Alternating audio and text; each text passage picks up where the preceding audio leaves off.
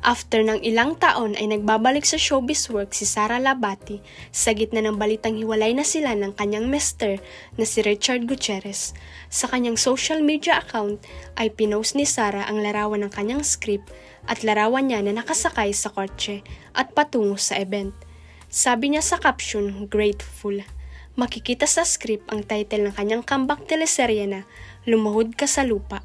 Nakatag sa kanyang post ang Viva Artist Agency at ang COO at presidenta si Veronique Del Rosario. "I'm feeling grateful and I'm feeling blessed."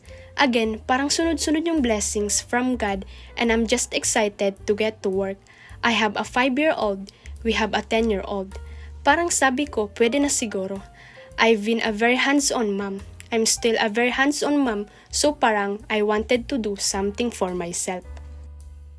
Napuno naman ng congratulatory messages mula sa mga kapwa niya celebrity at fans ang comment section ng kanyang post.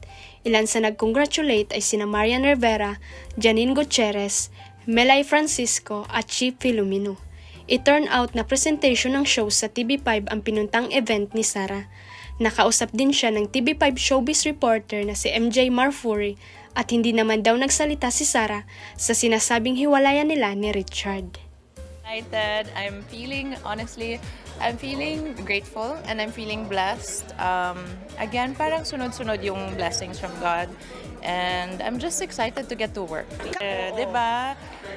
Syempre, if you want to be able to take care of your kids as the best way you can, you have to take care of yourself the best way you can. So, parang sabi ko, pwede na siguro, no? I've been a very hands-on mom. I'm still a very hands-on mom. So, parang I want to do something for myself.